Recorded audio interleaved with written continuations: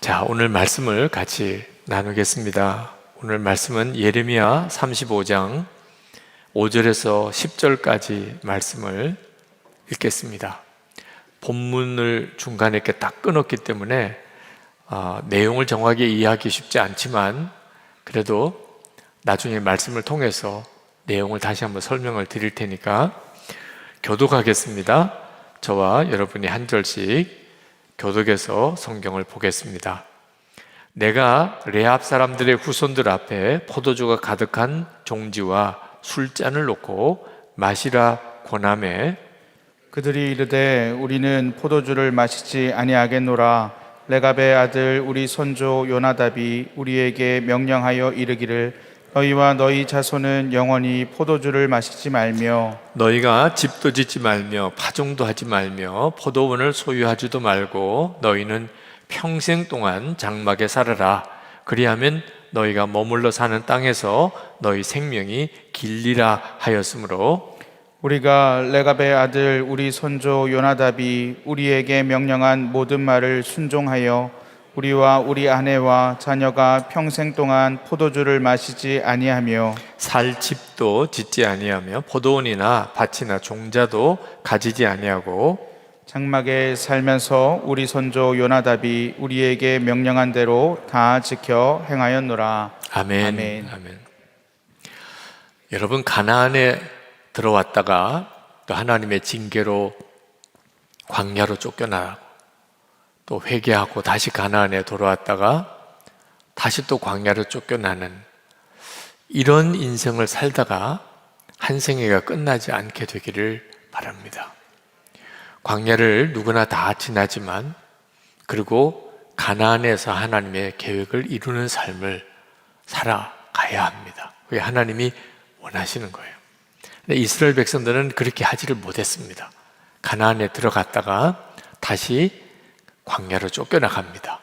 더 큰 광야로 바벨론 포로 생활을 하게 되는데 이 광야로 쫓겨나가기 전에 하나님은 선지자들을 보내셔서 다시 광야로 돌아가지 말라. 너희들이 가나안에 들어왔으니 다시 광야로 돌아가지 말라. 몇 번이고 경고하고 또 깨우쳐 주셨어요. 그게 예언서입니다. 구약 성경에 나오는 예언서가 가나안에 들어왔다가 광야로 쫓겨나가게 되는 이스라엘 백성들에게 하나님이 경고하고 또 경고한 겁니다. 이렇게 하면 가나안의 복을 다 잃어버린다. 다시 광야로 쫓겨난다. 안타까운 것은 이스라엘 백성들이 그 하나님의 경고의 말씀을 듣고 회개하고 돌이키지 못했던 거예요. 그게 참 안타까운 일입니다. 그래서 오늘 함께 나눌 참 중요한 메시지가 다시 광야로 들어가지 마라 하는 겁니다. 오늘 이 시간 여러분 중에는 광야를 거치는 분도 있으시고 또 광야를 지나 가나안에 들어오신 분들도 있으신데 잘 새겨 들으셔야 합니다. 이 예언자 중에 한 사람이 호세아가 있습니다. 이 호세아는 북이스라엘에서 그 북이스라엘이 아수르에 멸망하는 그 당시에 예언자로 활동을 했습니다. 우리가 호세아에 대해서는 상당히 많이 알죠. 호세아 하면 그 아내가 유명합니다. 고멜이라고 하는 아내가. 근데 이 고멜이 창녀였어요. 근데 하나님이 중매하셨습니다. 호세아 선지자에게 아내를 주셨는데 창녀예요. 고멜이라고 하는. 그 참 안타깝고 마음 아픈 일인데 거기에도 다 하나님의 사연이 있으십니다. 근데 고멜이 남편을 떠나서 또 외간 남자에게로 가서 몸을 팔고 그런 일을 반복합니다. 그래서 하나님이 그때마다 호세아에게 고멜을 다시 데려오라. 그리고 사랑해주라. 그게 호세아의 사명이에요. 여러분, 이 배우자의 불륜의 문제는 정말 죽음보다도 더 끔찍한 고통입니다. 그런 경우에 상담을 하기도 하고 메일도 받고 그런 일을 겪는 분들도 보는데 배우자가 정절을 지키지 못하고 빗나가고 마음 잡지 못하고 방황하는 것을 겪는 사람의 고통은 말할 수가 없죠. 근데 호세아가 전형적으로 그런 어려움을 겪어요. 근데 왜 하나님이 호세아에게 그렇게 하셨느냐 하면 그게 하나님의 마음이니까 그렇다는 겁니다. 그러니까 여러분, 배우자가 정절을 지키지 못하고 간음하고 성범죄를 저지르고 그런 일을 겪는 사람의 심정을 한번 생각해 보세요. 남편이 그런 일을 겪어서 겪는 아내의 고통, 아내가 그런 일을 행하여 겪는 남편의 고통. 우리는 때때로 하나님의 마음이 어떤지를 잘 이해하기 어렵습니다. 그럴 수밖에 없겠죠, 그죠? 그런데 성경에서 그걸 우리에게 가르쳐 주세요. 하나님의 마음은 어떤 마음인가?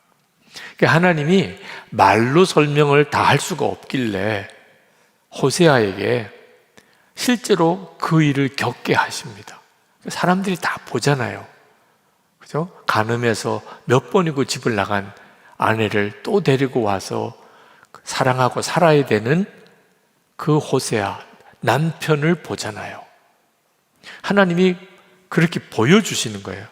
어떤 한 사람의 삶을. 그러면서 이게 하나님의 마음이라는. 지금 우리를 향한 하나님의 마음도 크게 다르지 않습니다.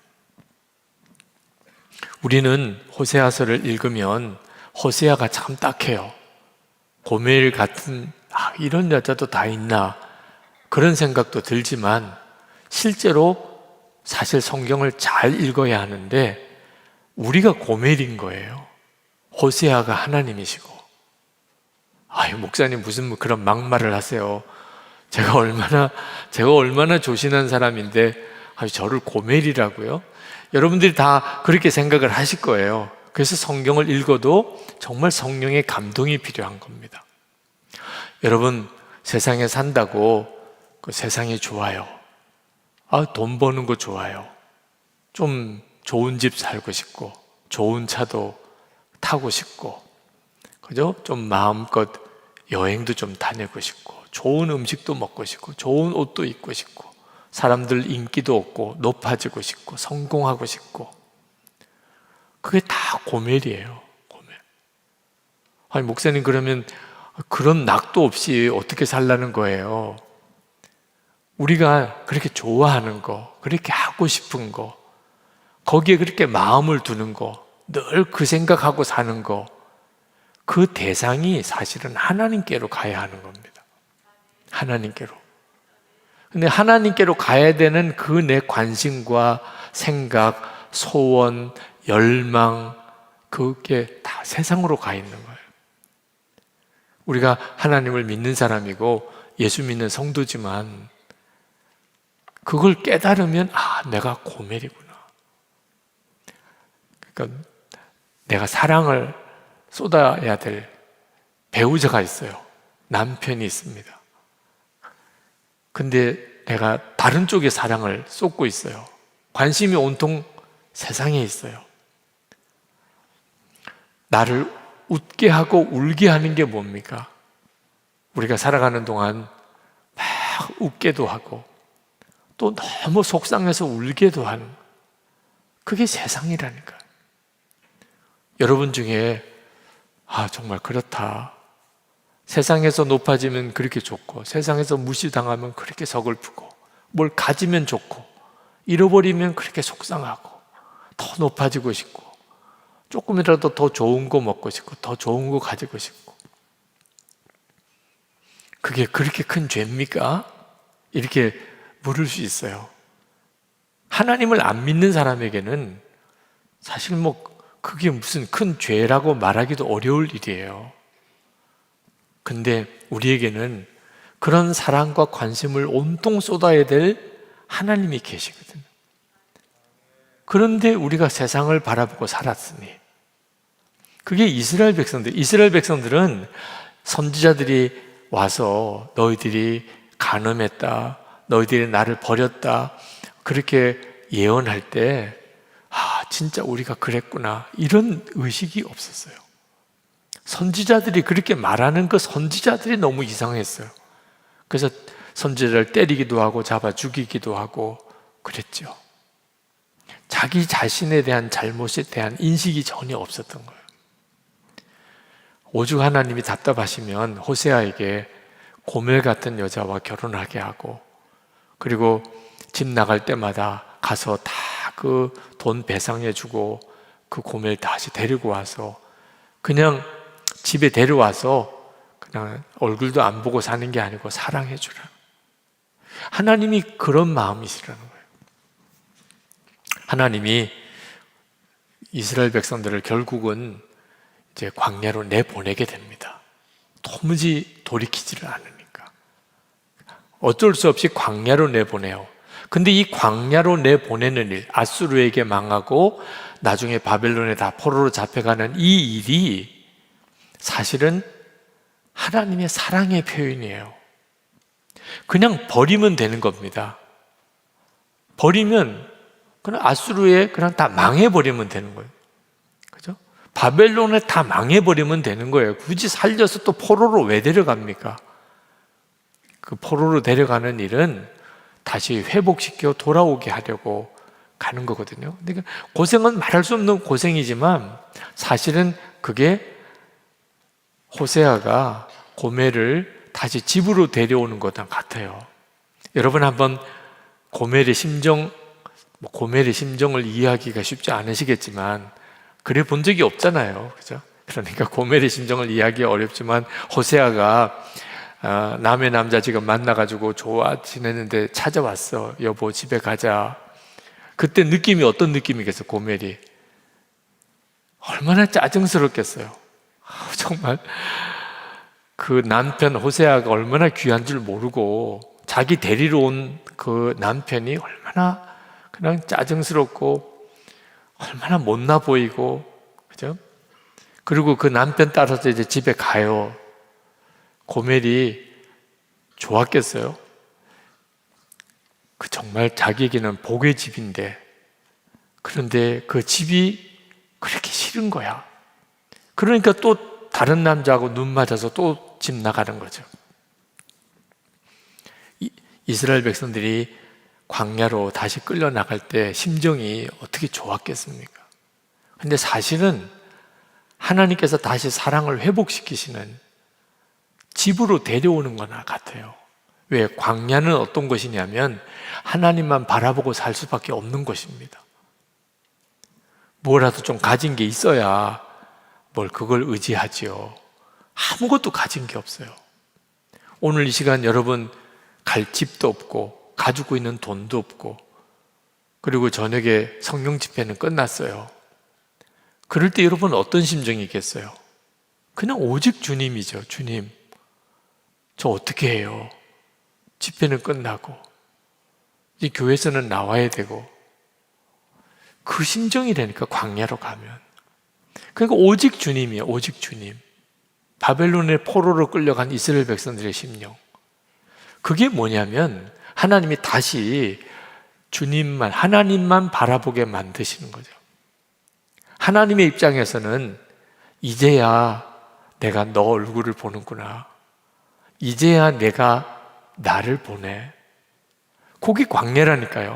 그러니까 하나님께서는 이스라엘 백성들을 광야로 데려나가는 것이 하나님과의 사랑을, 하나님과만의 사랑을 회복하는, 여러분 중에 지금 광야로 내몰린 것 같은 심정이 있으신 분, 경제적으로 어렵고 육신적으로 힘들고 말할 수 없이 비참한 느낌이지만 영적으로는 오직 주님만 의지하고 바라보게 되는, 정말 영적으로는 너무너무 복된 시간인 거예요. 그게 광야입니다. 하나님과만의 뜨거운 사랑을 갖게 만드는 곳이 광야예요. 그리고 가나안 땅 들여보내는 거예요. 여기서도 그런 사랑으로 이 가나안 땅을 누리라.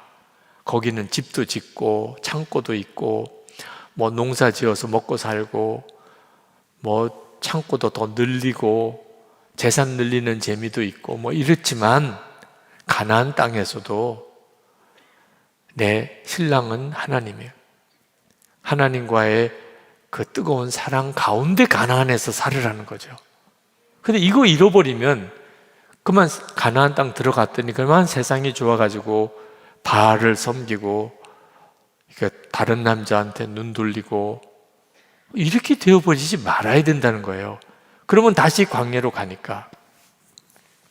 호세아서 2장 14절, 호세아서 2장 14절부터 17절까지만 제가 읽어드리겠어요.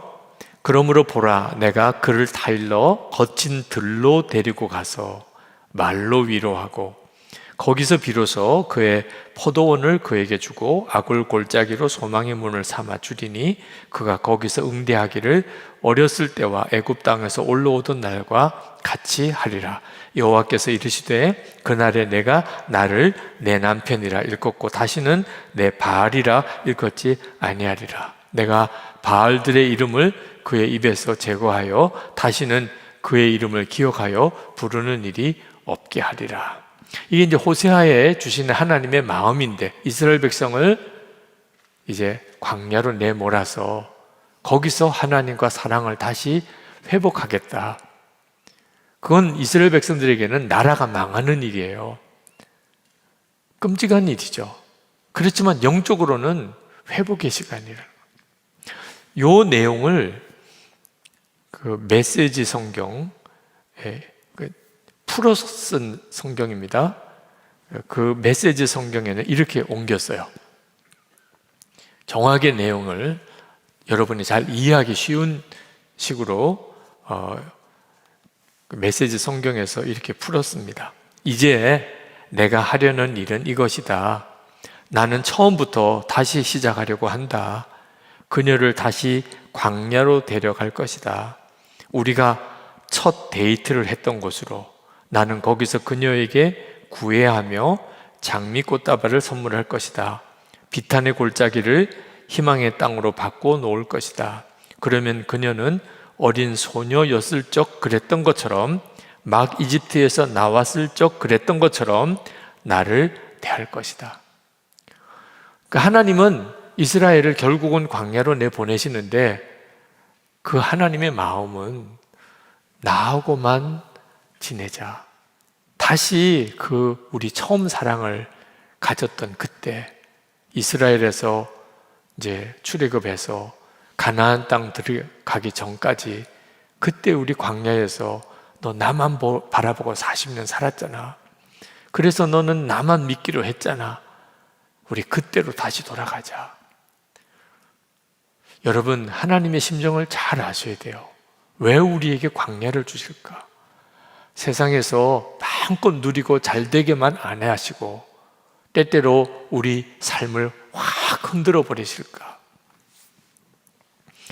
그 뒤에 우리 메시지 성경에 보면 2장 16절부터 20절까지는 이제 이렇게 말씀합니다. 그때는 내가 나를 서방님 하고 부를 것이다. 다시는 나를 주인님이라 부르지 않을 것이다.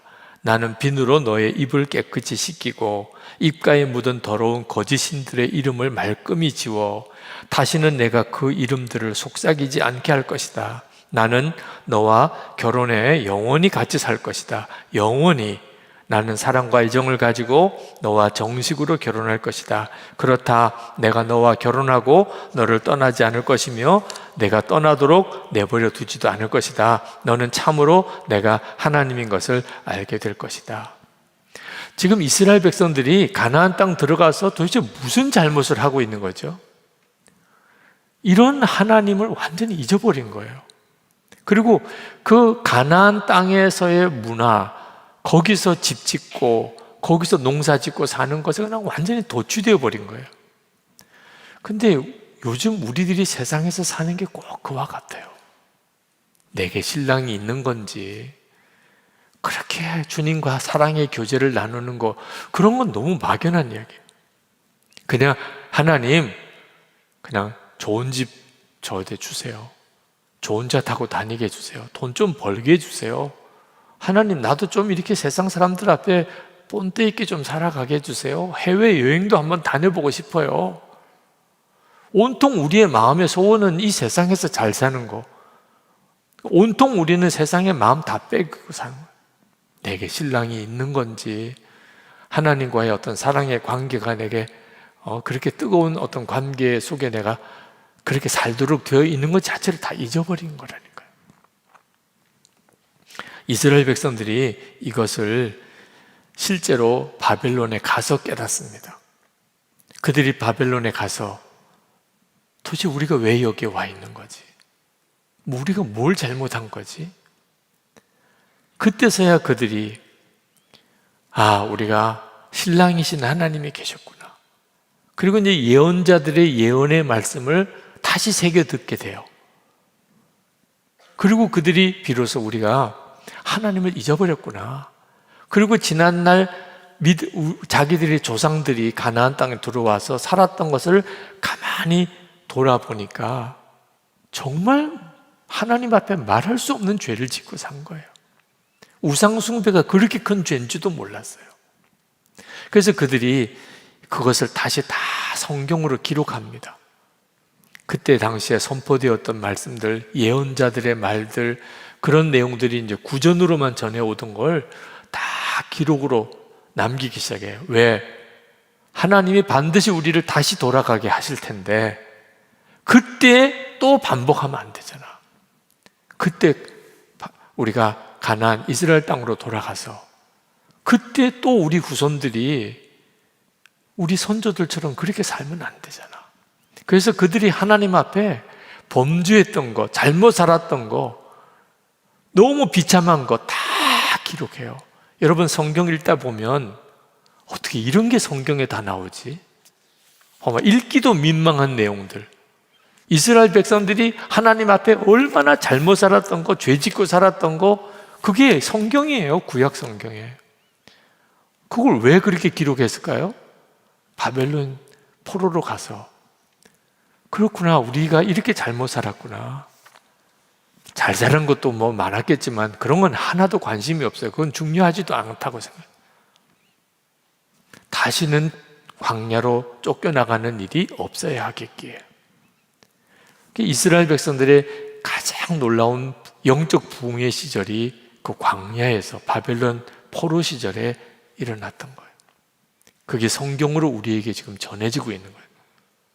그러니 우리가 가나안에서 정말 마음대로 살아서 안 되는 겁니다.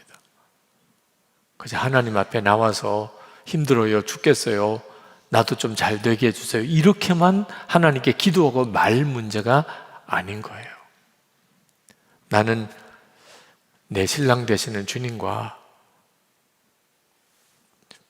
나 사이의 관계는 제대로 되어 있는 것이죠. 비록 내가 가난해 살아도 이것만큼은 절대로 놓치면 안 되는 거예요. 우리 교회가 예배당을 다 완공하고 그때 하나님이 저에게 주셨던 경고가 있었어요. 절대로 예배당 건물을 자랑하지 마라. 그때 어떤 목사님 이야기를 들었습니다. 그 목사님이 교회를 굉장히 큰 예배당을 지으시고 목에 힘이 들어갔다는, 그게 이제 쭉 소문이 이렇게 났어요. 그 이야기를 이렇게 듣는데 그게 꼭 내 이야기가 되겠더라고요. 여러분, 우리 교회 예배당이 이뻐요, 안 이뻐요? 바깥에서는 잘 모르시더라고요. 들어와서 바깥에서 우리 교회 예배당 건물은 또 조금 이상해요. 그죠? 학원 건물 비슷하기도 하고 학교인가 이렇게 보이기도 하고 예배당처럼 이렇게 외형을 잘 짓지는 않았어요. 그리고 또 크기도 뭐 웅장한 외형이긴 해도 뭐 깜짝 놀랄 만한 정도의 규모는 또 아니에요. 근데 이제 그렇게 왔다가 이제 본당 내려와 보고는 다들 뭐 너무너무 놀라고, 요즘에는 이제 이런 식의 구조가 유행처럼 되어서 이제 새로 예배당 지을 때는 다 이런 비슷한 구조로 지으시고 거기에 2층, 3층까지 이렇게 짓고 뭐 규모도 우리보다 훨씬 더 큰 예배당도 많으니까. 그런데 처음 이 예배당을 완공했을 때는 정말 많은 분들이 감동을 받더라고요. 그러니까 제 마음속에 누가 이렇게 손님이 찾아오거나 방문하시면 은근히 본당 데려가고 싶겠어요, 안 싶겠어요? 그냥 우리 교회 예배당 이번에 새로 지었는데 한번 가보실까요? 이래서 와서 와, 이런 표현을 얼마나 마음으로 이렇게 즐기겠어요. 조금 더 놀래야지 될 텐데, 조금 더 놀래야지 될 텐데, 여기도 보면 좋겠고, 뭐 저기도 보면 좋겠고, 뭐 그러고 싶은 마음이 사람이 왜 없겠어요? 근데 그게 얼마나 위험한가 하는 거예요. 예배당 크게 짓고 목이 고닫단. 아, 우리 교회는 몇 평이야? 우리 교회 예배당은 몇 명 들어갈 수 있어? 우리 교회 예배당은 뭐 얼마나 비용을 들여서 건축했어? 이런 자랑을 하고 싶어. 그때 하나님이 주신 게 오죽 자랑할 게 없으면 건물 자랑하냐? 오죽 자랑할 게 없으면 건물을 자랑하냐? 그렇구나. 건물을 자랑하는 것은 가장 사실 비참한 거구나. 교인수 자랑하는 거, 우리 교회 재정 규모 자랑하는, 이게 얼마나 하나님 보시기에는 정말 문제가 심각한 것이냐. 예배당을 잘 지은 건 너무 감사하죠. 그래서 여기서 이렇게 예배를 드리고 은혜롭게 예배를 드리는 건 너무 귀하죠. 그거 자체가 감사하지 않다면 그것도 말이 안 되는 거죠. 그러나 은근히 자랑해서 사람들 앞에 이렇게 뭔가를 과시하려고 하는 것은 이게 바로 이스라엘 백성이 가나안 땅 들어가서 하나님 자랑하고 하나님 높이고 하나님으로만 만족하지 못하는 심정. 이제 세상에서도 사람들 앞에 높아지고 싶고 나도 드러나고 싶고, 이게 무서운 거라는 거죠. 고린도전서 1장 29절에서 31절까지 보면 아무 육체라도 하나님 앞에서 자랑하지 못하게 하려 하심이라. 자랑하는 자는 주 안에서 자랑하라 함과 같게 하려 함이니라. 이게 바로 우리가 정말 조심해야 할 일이에요. 세상에 사는 동안에 우리가 세상에서 무언가를 얻었고 이루었을 수 있죠. 그 모든 것이 사실 하나님이 하신 것이죠.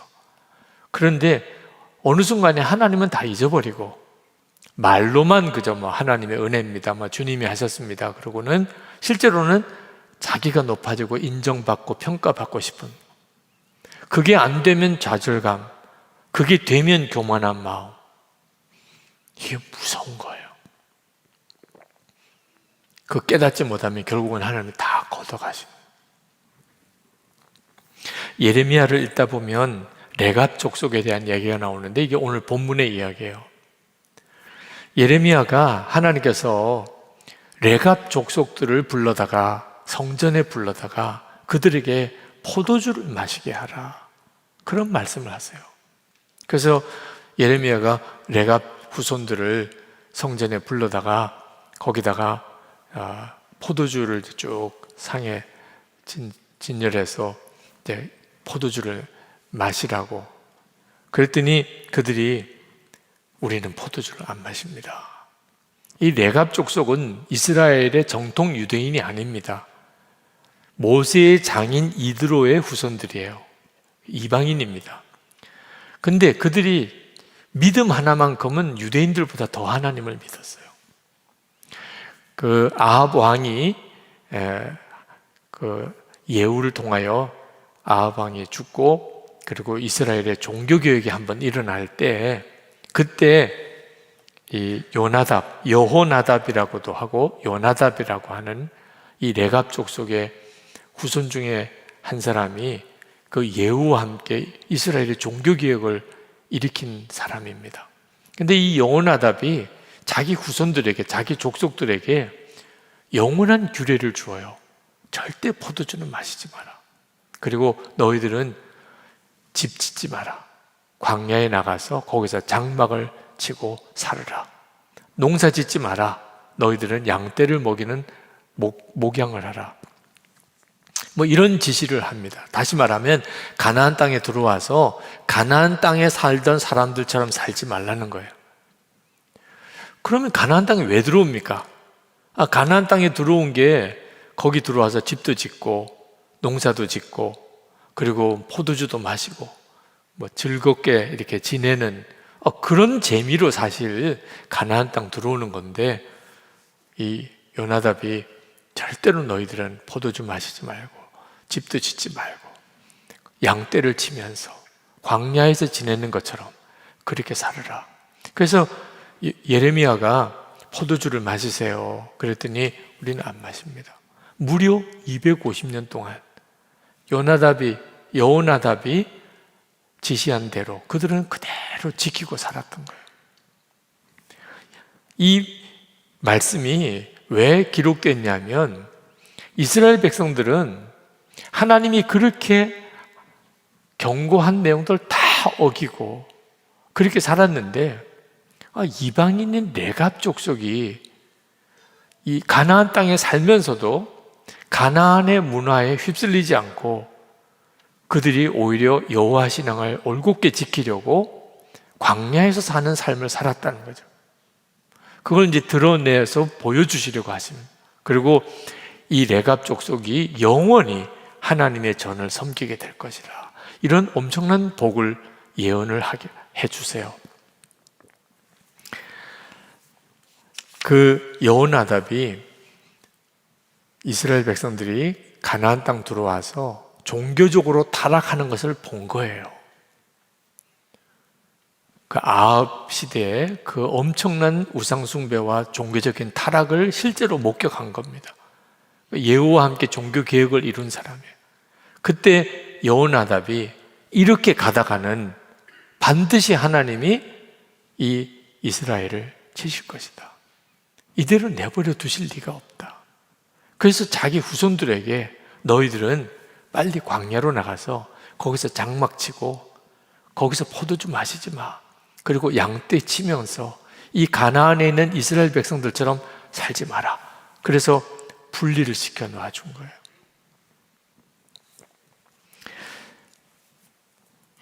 제가 성지순례 갔을 때 그 이집트에, 요즘에는 이집트를 들어가지를 못하지만 그때 이집트를 거쳐서 시내산을 지나서 이제 요르단을 지나서 거기서 이스라엘로 들어가는 여정으로 들어갔는데, 이집트에 갔다가 쓰레기 마을이라는 곳을 갔어요.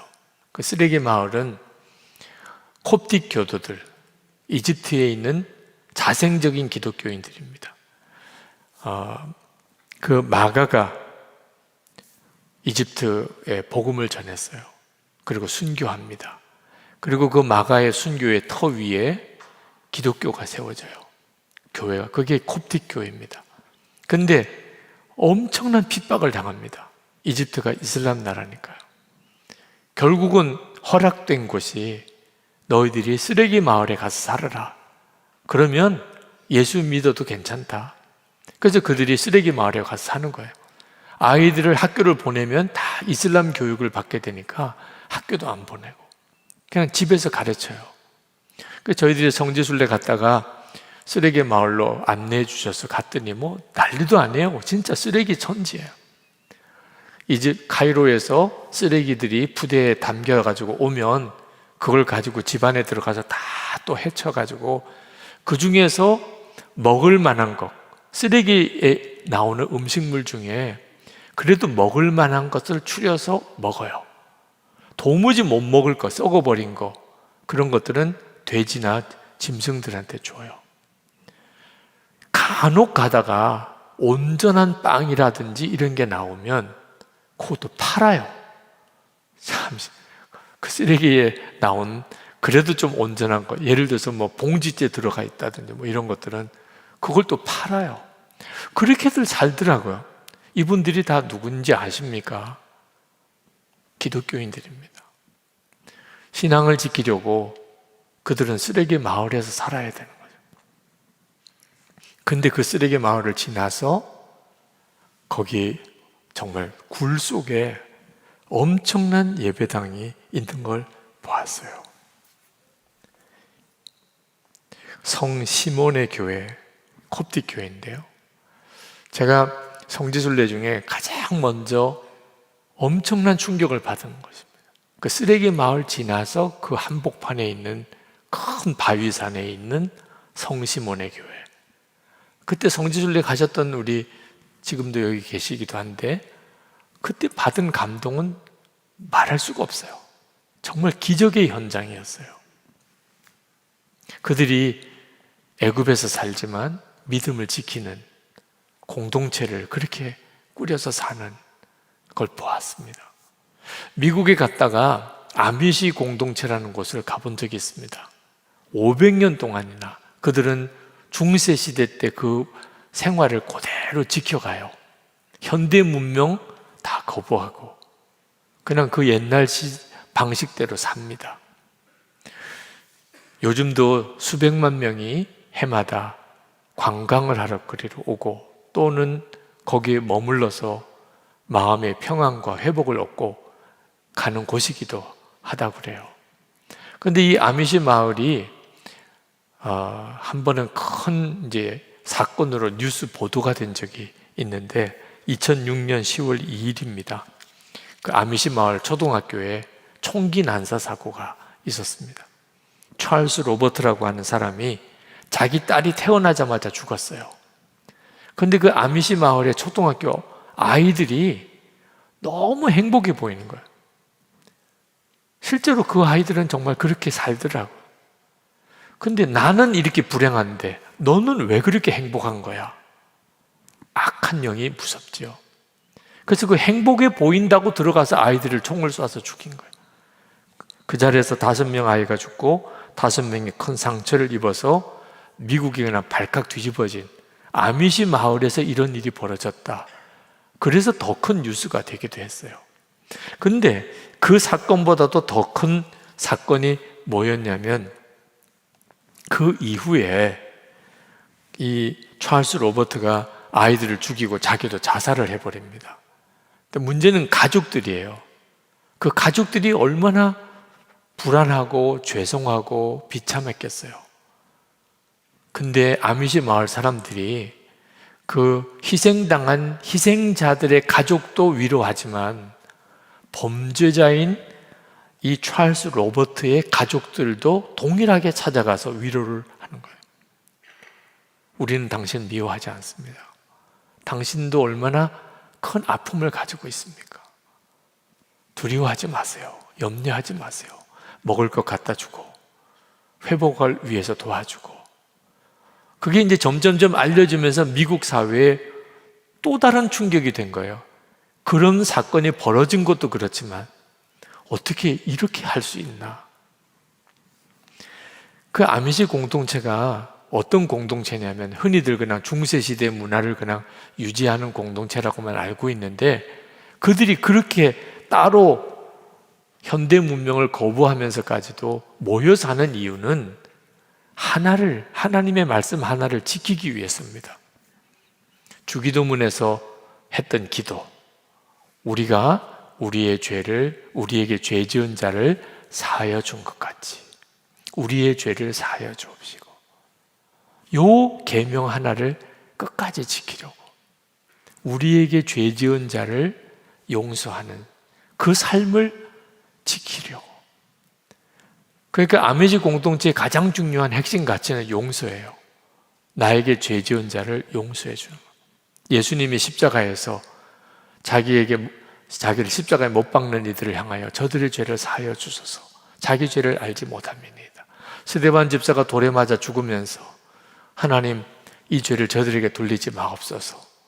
우리도 그렇게 해야 되지 않나요? 이 믿음 하나 끝까지 지키고 살아오느라고 그들은 그런 공동체를 이룬 거예요. 가나안 땅에 살지만 가나안 땅의 문화에 함몰되지 않는 삶을 사는 것이 핵심입니다. 그렇게 살려고 쓰레기 마을에서도 살고 아미시 공동체에서도 사는 거예요. 오늘 이 시간에 하나님이 우리에게 주신 메시지와 기도 제목은 분명합니다. 우리도 가나안 땅에서 살지만 절대로 가나안 문화에 함몰되면 안 됩니다.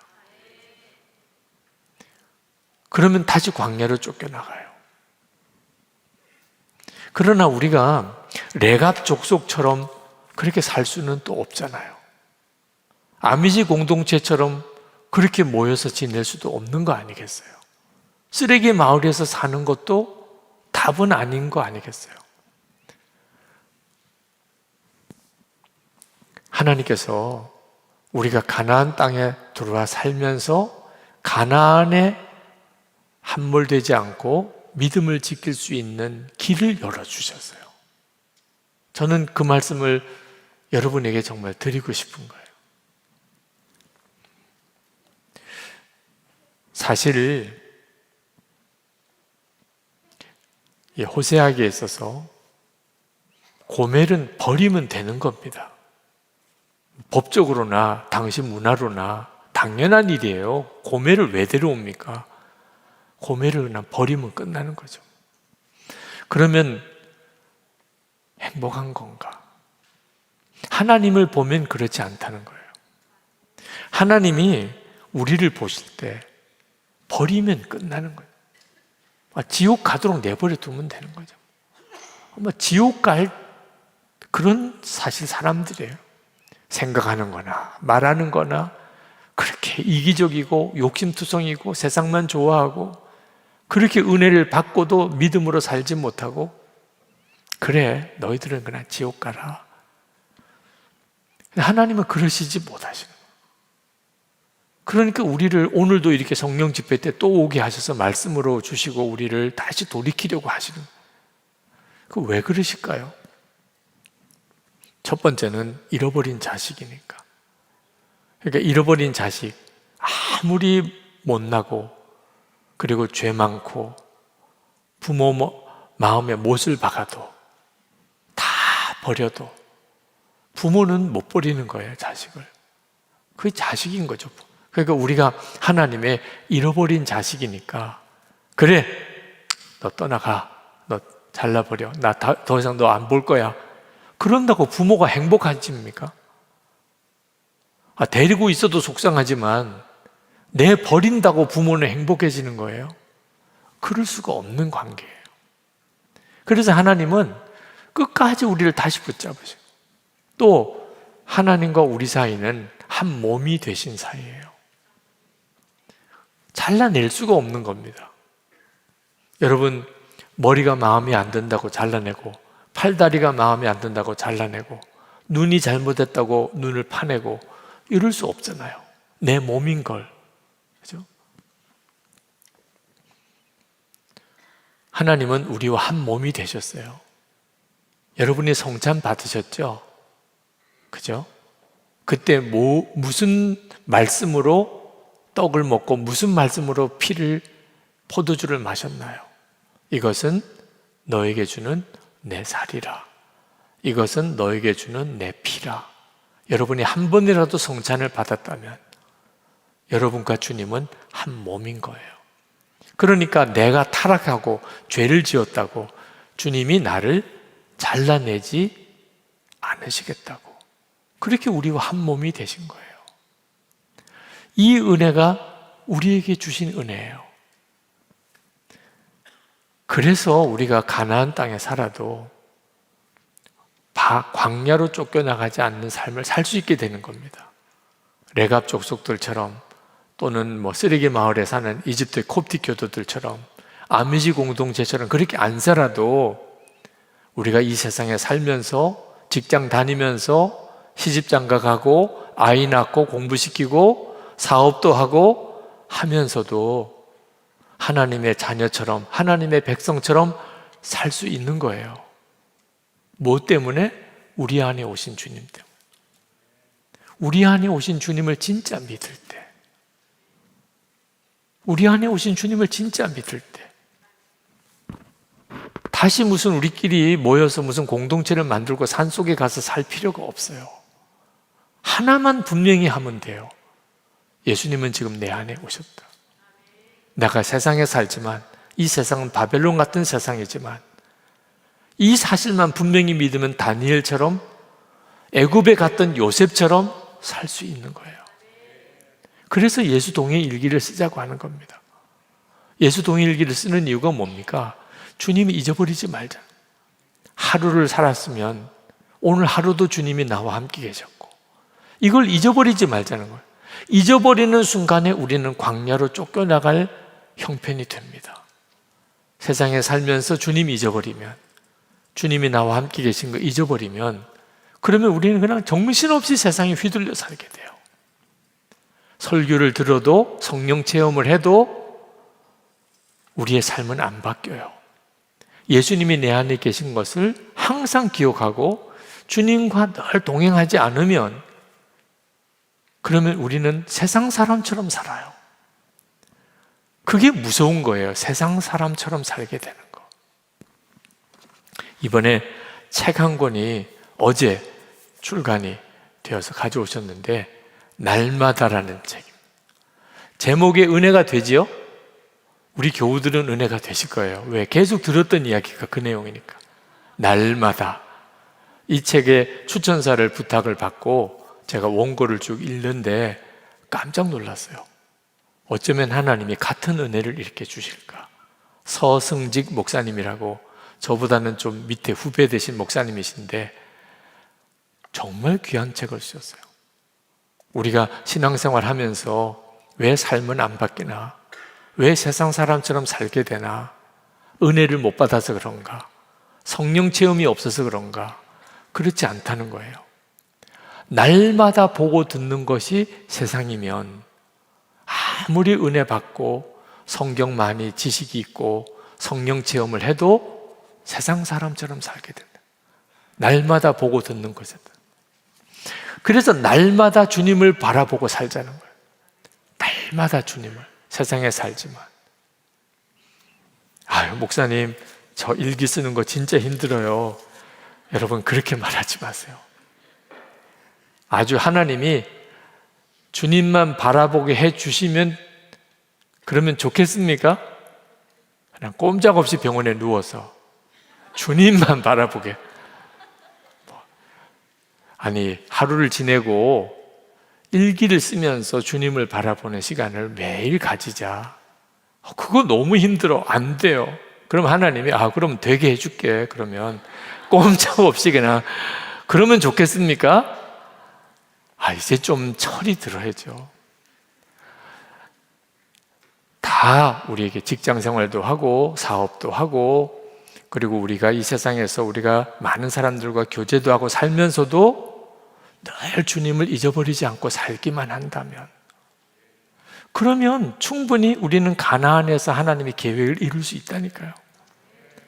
그렇게 살아보기를 우리가 같이 원해서 우리가 매일 동해일기 쓰고 그걸 나눈 방에서 나누며 살자는 거예요. 여러분, 식단 조절하는 거 정말 어렵죠, 그죠? 내 몸에 좋은 것만 먹어야 될 때 마음이 확 좌절이 오기도 하잖아요. 근데 병원에서 수액 맞으면서 영양 보충해야 되는 목 절개 해가지고 거기에 이렇게 유동식 넣어서 겨우 살아가야 되는 이런 처지에 있는 경우를 생각해 보세요. 건강식 그거 먹으면서 사는 거 절대로 불행한 거 아니에요. 실제로 병원 생활을 한번 해보신 분들은 내가 내 몸에 좋은 음식을 먹어가면서 그렇게 사는 것이 얼마나 즐거워요. 나중에는 입맛이 바뀌어요.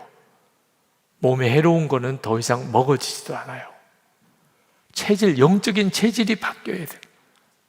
우리가 이 세상에 살지만 하나님이 불러가실 때가 있겠지만 그때까지는 주님과 함께 사는 겁니다. 직장 생활도 주님과 함께하고 또 사업도 주님과 함께하고 가정 생활도 주님과 함께하고. 할렐루야. 그렇게 하면 광야로 굳이 안 쫓겨나갑니다. 한 가지만 우리가 분명히 이제부터는 주님만 바라보고 살겠어요. 그거 하나만 하시라는 거예요. 주님만 바라보고 살겠어요. 뉴스를 보다가 영상을 보다가 그만, 그러면 알겠습니다 이렇게 가야 된다는 거예요. 주님이 그만, 들리지도 않아. 그만, 들리지도 않아. 온통 눈이 그냥 거기에만 빠져. 안 되겠다. 광야로 데려나가야 되겠다. 제발 이렇게 하지 않게 되기를 주님이 안 된다 그러면 아멘 딱 돌이킬 수 있어요. 나 바라봐 아멘 그리고 주님 바라봐야 되고 너 세상 그렇게 좋은 거 아니야 그러면 아 그렇군요 이렇게 또 마음 정리도 할 수 있어야 되고 그렇게 사십시다.